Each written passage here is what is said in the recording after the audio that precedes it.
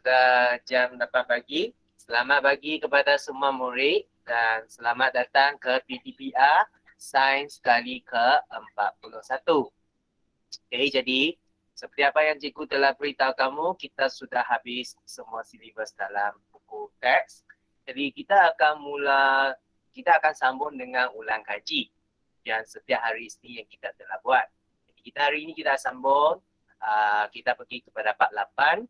Jadi hari Isnin minggu depan kita akan pergi bab 9. Jumaat minggu depan adalah cuti.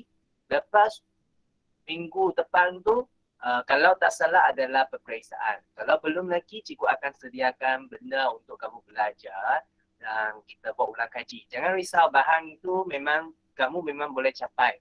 Okay? Kalau tidak, cikgu akan kongsikan dengan kamu dalam bentuk soft copy ya.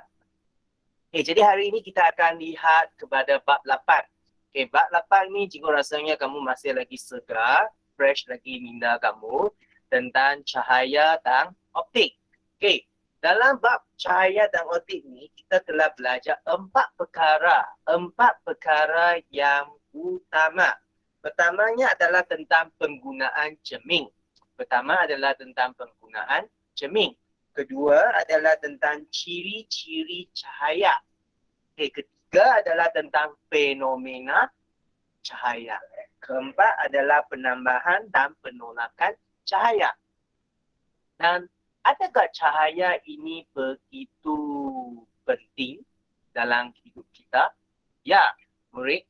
Cahaya itu memang adalah satu benda, satu perkara yang sangat penting, satu fenomena yang sangat penting dalam hidup kita. Dia memberi kita boleh nampak, kita boleh bergerak dengan bebas. Kenapa? Kerana kita nampak. Kalau ada halangan, kita tahu macam mana elak. Jadi itu adalah salah satu. Ada lagi banyak kegunaan dalam cahaya. Dan kewujudan cahaya ini juga membolehkan kita melihat warna dekat dunia ini. Itu adalah petak satu lagi. Jadi ada pelbagai keistimewaan dalam cahaya. Jadi kalau kita lihat di sini, dalam cahaya ini adalah perkara-perkara yang kita ada sentuh lah. Cermin sata. Dalam cermin sata ini, apa contohnya adalah periskop, cermin dinding. Periskop adalah apa? Adalah cermin yang kita boleh macam yang kapal selam itulah. Lepas tu yang kedua adalah cermin cengkong. Cermin cengkong adalah cermin pergigian yang doktor gigi guna untuk lihat kita.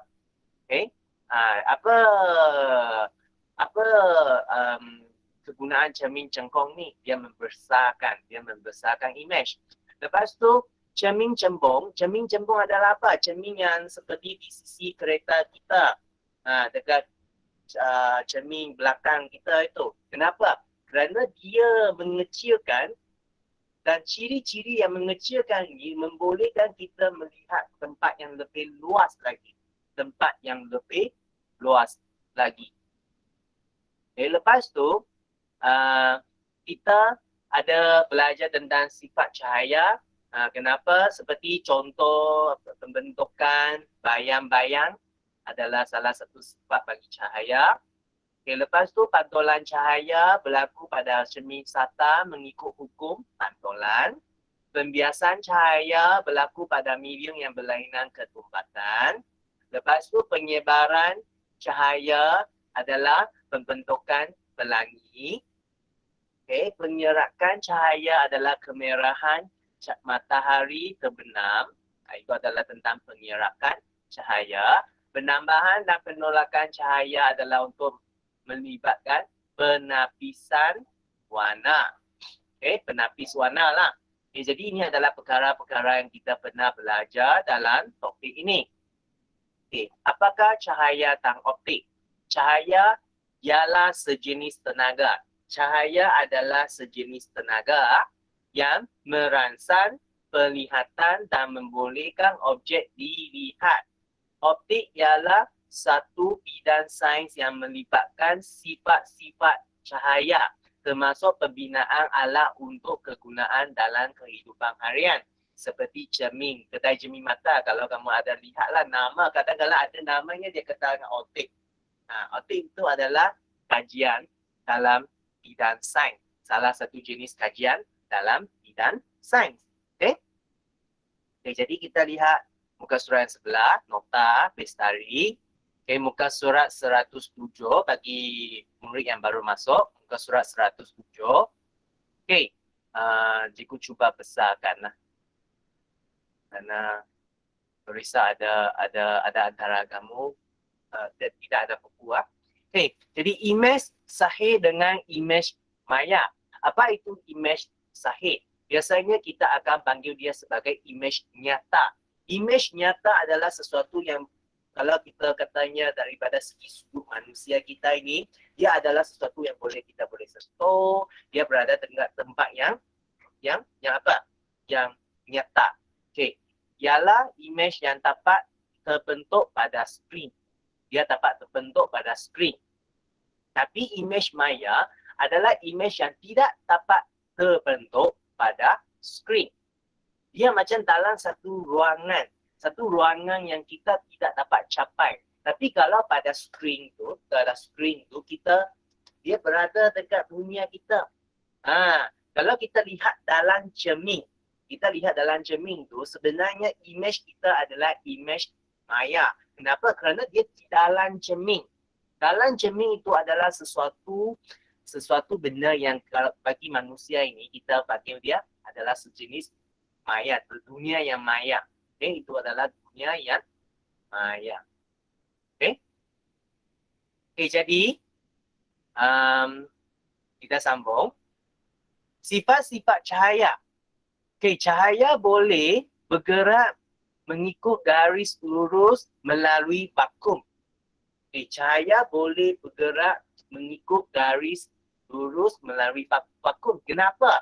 Kerana kalau kamu semua belajar sains dengan baik, kamu masuk tingkatan 4, kamu boleh pergi aliran sains, belajar fizik, kamu akan tahu. Kenapa? Kerana seperti yang cikgu telah beritahu tadi, cahaya dia adalah sejenis tenaga. Dan tenaga ini dia adalah satu tenaga apa? Dia adalah satu tenaga yang dia boleh bergerak dan dia adalah satu tenaga elektromagnetik. Tenaga elektromagnetik dia boleh bergerak dalam vakum, dalam benda yang dalam vakum lah, yang tidak ada atom, tak ada benda. Macam dalam angkasa lah. Dalam angkasa itu adalah vakum. Okay? Kedua, fenomena alam berkaitan dengan sifat cahaya termasuklah pembentukan bayan-bayan dan pelangi. Okay. Ketiga, pantulan cahaya adalah lantunan cahaya dari satu permukaan lengap apabila cahaya jatuh padanya. Itu adalah pantulan. Pembiasan cahaya ialah pembengkokan cahaya yang berlaku apabila cahaya bergerak pada satu sudut yang berlaku apabila cahaya bergerak dari satu sudut ke medium dari satu medium ke medium lain yang berlainan ketumpatan. Salah satu fenomena yang kita selalu boleh nampaknya adalah dekat mana? Dekat tepi kolam. Itu adalah salah satu pembiasan yang kita selalu nampak. Kita rasanya air itu cetek. Sebenarnya dia bukan cetek. Dia adalah sebab pembiasan cahaya yang menyebabkan penglihatan kita rasanya dia cetek. Okay. Kelima, penyebaran cahaya ialah proses cahaya putih dipecahkan kepada jujur warna yang disebut spektrum apabila melalui prisma. Kenapa perkara ini boleh berlaku? Kerana setiap warna dalam cahaya itu dia bergerak dengan kelajuan yang berbeza. Kelajuan yang berbeza ini apabila dia sampai ke satu medium yang berlainan ketumpatan, dia akan menyebarkan cahaya tersebut. Dan penyebaran cahaya ini kita boleh nampak apa? Spektrum warna. Spektrum warna. Lepas tu, keenam, penyebaran cahaya berlaku kerana setiap tujuh warna bergerak dengan kelajuan yang berlainan melalui prisma seperti apa yang cikgu kata tadi lah. Oleh sebab itu, cahaya-cahaya berwarna dibiaskan pada sudut yang berbeza. Okey, yang ketujuh, pengerakan cahaya ialah proses pemesongan cahaya berwarna dari arah asal oleh molekul udara, wap air atau zarah-zarah habuk yang terdapat di dalam atmosfera. Okay, jadi itu adalah pengerakan cahaya lah. Pengerakan cahaya ini membolehkan kita nampak kadang-kadang warna langit kita adalah biru, kadang-kadang adalah warna ungu, kadang-kadang adalah warna orange ataupun kemerahan. Okay, lepas tu yang ke-8, langit kelihatan biru pada waktu tengah hari dan kelihatan merah pada waktu sejak adalah disebabkan oleh pengerakan cahaya. Okay. Okay, penambahan cahaya. Apa itu penambah cahaya? Penambah cahaya ialah proses pencampuran warna-warna primer cahaya untuk menghasilkan warna-warna sekunder cahaya. Okay. Warna primer ialah warna yang tidak dapat diperoleh daripada campuran warna yang lain. Tapi warna sekunder ialah warna yang terhasil daripada campuran warna-warna primer. Jadi itu adalah apa itu warna primer, apa warna sekunder. Lepas tu kita lihat penolakan cahaya berwarna. Penolakan cahaya berwarna ialah proses penyerapan cahaya berwarna oleh penapis berwarna. Penapis primer iaitu merah, hijau dan biru hanya membenarkan warna yang sama warna melaluinya. Cahaya berwarna lain akan diserap ataupun ditolak. Penapis sekunder, kuning, mentega dengan sian adalah membenarkan cahaya yang sama warna dengannya dan warna primer yang membentuknya melaluinya. Jadi ini adalah perkara yang kita selalu nampak. Okey. Jadi sekarang cikgu nak kamu lihat kepada muka surat untuk 129. Okey, 129.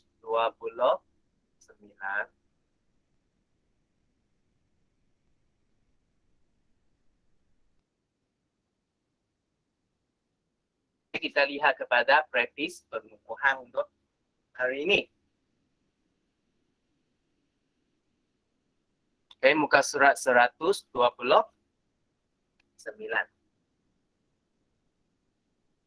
Kita lihat bahagian A. Raja 1 menunjukkan kedudukan objek di hadapan sebuah cermin sata. Okay. Ini cermin sata. Antara A, B, C dan D, yang manakah kedudukan image itu? Seperti apa yang kita telah belajar, berapa jarak kita daripada cermin sata, image itu pun berapa jarak daripada cermin sata. Jadi jawapan untuk soalan ini, tengok ini 3 meter kan, jadi 3 meter. Jadi kita sebut. Okay, jadi jawapannya adalah C. Okay, lepas tu soalan kedua. Alatan optik yang manakah menggunakan cermin sata dalam kapal selam untuk melihat objek di permukaan laut adalah periskop. Periskop. Okay? Periskop teleskop adalah untuk lihat apa? Untuk lihat angkasa. Binocular adalah untuk lihat tempat yang jauh. Ini adalah perkara yang kamu mesti tahu. Soalan ketiga. Cahaya putih melalui prisma kaca dan penapis kuning seperti yang ditunjukkan dalam Raja 2. Okay. Jadi, apakah warna yang boleh diperhatikan pada kertas biru? Okay. Bila dia disebarkan ni, dia ada 2 warna. Tapi hanya warna kuning yang akan sampai kertas biru. Tapi biru dengan kuning, dia tidak ada warna yang sama. Jadi apa yang terbentuknya adalah warna hitam. Okay? Warna hitam. Okay? Ini adalah penapis yang pertama. Ini adalah objek. Okay, jadi warna kuning bila dia di cahaya kuning dipancar kepada objek warna biru, dia tidak ada warna. Jadi itu dia warna yang adalah hitam, gelap lah. Okay, soalan 6. Soalan 4, jika sehelai baju biru hijau kelihatan hitam di bawah suatu cahaya S, apakah warna cahaya S itu?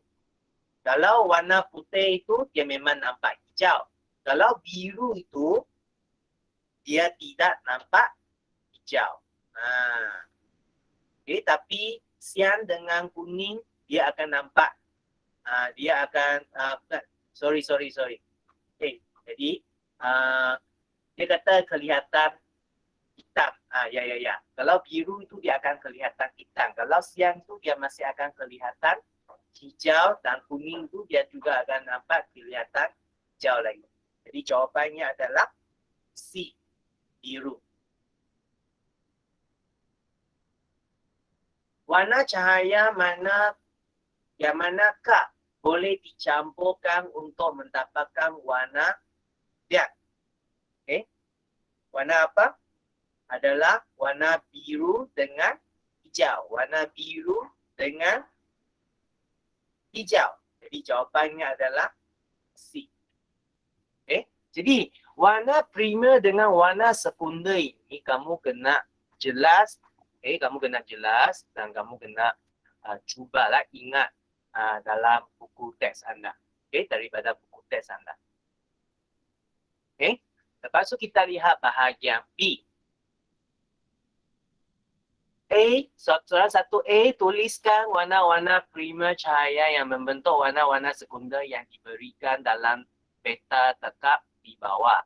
Okay, jadi warna kuning, okay, merah, okay, adalah hijau.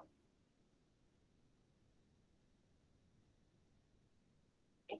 Kalau warna mentega adalah biru dengan merah. Biru dengan merah. Okay, daripada warna yang diberi dekat sini ya. Jadi senang. Jadi bila anda menjawab soalan, terutamanya dalam peperiksaan, sila baca soalan dengan teliti. Supaya kadang-kadang ada diberi perkataan tapi kamu tidak pergi lihat, kamu ingatkan sendiri, kamu tulis yang kamu sendiri punya. Kadang-kadang kalau salah ejaan itu memang salah. Soalan B. Gariskan jawapan yang betul. Gariskan jawapan yang betul. Objek putih kelihatan hitam kerana semua warna cahaya dipantau oleh dipantau.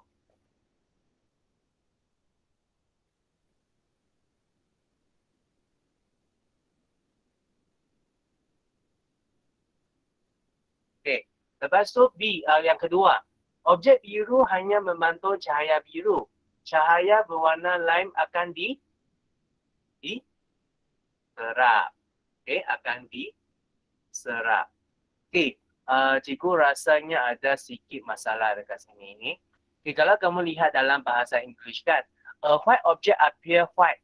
Jadi ini bukan kelihatan hitam, dia adalah kelihatan putih. Ini adalah putih ya. Betul lah cikgu tadi baca dalam bahasa Inggeris, memang jawapan cikgu betul lah. Jadi ini hitam ni salah. Semua apa pembentulan. Hitam ni adalah salah.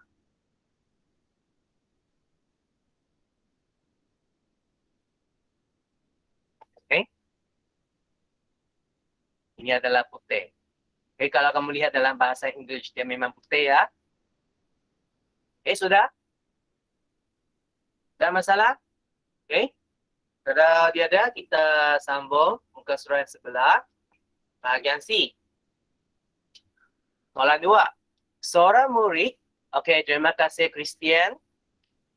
Okey, seorang murid berasa hairan melihat imej yang terbentuk pada lengkungan dalam, okey, terima kasih Matika, dalam sudu. Lengkungan luar suatu periuk keluli dan permukaan grill keluli yang berbeza. Murid itu menangkap gambar foto seperti yang ditunjukkan dalam Raja 2.1. Ni, guys. Okey, jadi berdasarkan pemerhatian anda, nyatakan ciri-ciri imej yang terbentuk pada S, Y dan Z. Okey, ini pen. Dia pen ni, kita nampak apa? Okey, dia adalah, ini dia macam satu cermin lah, dia mesti maya. Dia tegak dan membesar. Kita boleh nampak imejnya memang berbesar lah. Okay. Lepas tu, kalau dekat keluli di luar periuk ini pen dia, kita nampak dia jadi kecil kan. Yang dia imej di dalam kan, jadi dia adalah maya. Okay. Dan dia juga tegak kerana dia tidak tersongsang. Dan dia adalah mengecil. Dia adalah mengecil. Okay. Tapi kalau untuk cermin yang ketiga ini, dia adalah permukaan keluli. Permukaan keluli ini, dia adalah apa? Dia adalah rata. Jadi, imejnya adalah, pertama, memang dia juga adalah maya. Kedua, dia adalah tegak. Dan dia adalah sama size. Adalah sama size. Okay. Tapi di sini dia kamu pun boleh katanya dia adalah songsang sisi. Dia adalah songsang sisi. Dah apa maksudnya songsang sisi kah? Kiri adalah kanan, kanan adalah kiri. Macam kita lihat di depan cermin lah. Kiri adalah kanan, kanan adalah kiri. Itu adalah songsang sisi. Okay? Kenal pasti jenis cermin. Okay? Yang pertama itu adalah cermin jengkong. Jengkong. Okay? Yang kedua itu adalah cermin gempong. Ketiga itu adalah cermin sata. Cermin sata. Okay. Ketiga itu adalah cermin sata. Okay, kita tegak muka surat 130. Okay, ketiga itu adalah cermin sata.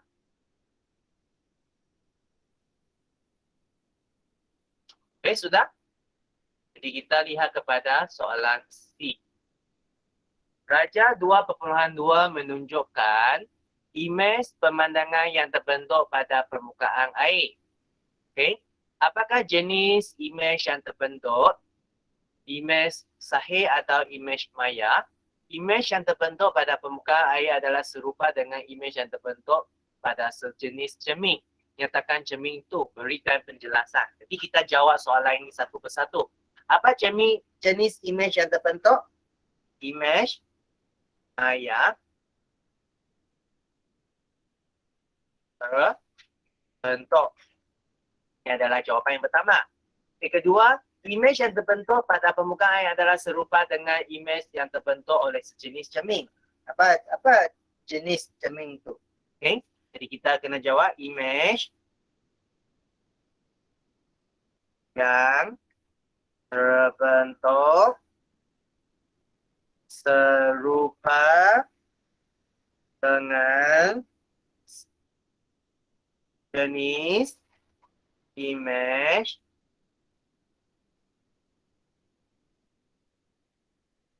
dan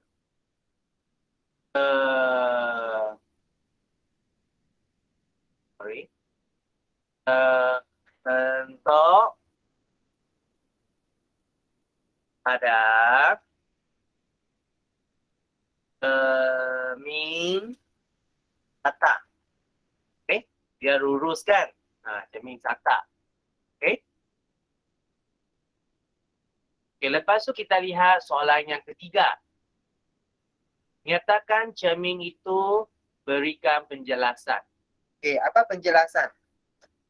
Image dan terbentuk ini tidak dapat terbentuk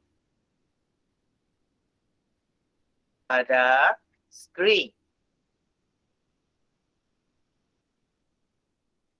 Dan dia adalah tegak dan sama saiz dengan objek. Ini adalah sama saiz dengan objek. Okay, jadi ini adalah jawapan contohnya. Ini adalah jawapan contohnya. Okay, kenapa? Kenapa dia adalah cermin satar? Kerana dia tidak dapat terbentuk pada skrin dan dia adalah tegak dan dia adalah sama saiz dengan objek.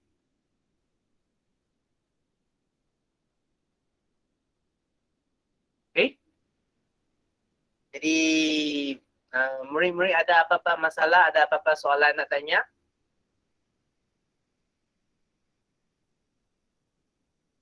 Okay. Kalau tiada, okay, terima kasih Deli. Okay. Kalau tiada, kita sampai sini saja untuk ulang kaji hari ini. Okay, terima kasih Christian, terima kasih Martika. Okay, kita sampai sini saja dan sekejap lagi cikgu akan sendkan link. Okay. Cikgu akan sendkan link quiz dalam Telegram dengan WhatsApp. Okay, terima kasih Caroline. Okay. Okay, terima kasih semua. Okay.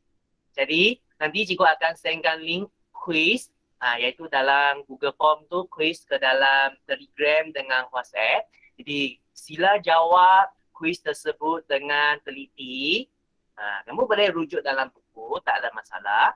Kamu jawab dengan teliti dan lepas jawab sila screenshot dan hantar kepada cikgu dalam Telegram ataupun WhatsApp. Okay? Jadi kalau tiada masalah, kita sampai sini saja untuk hari ini. Dan terima kasih atas kehadiran anda dan kita jumpa lagi hari Isnin depan. Okay, bye-bye. Okay, sama-sama. Bye.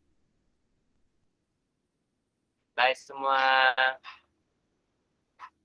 Kita jumpa lagi.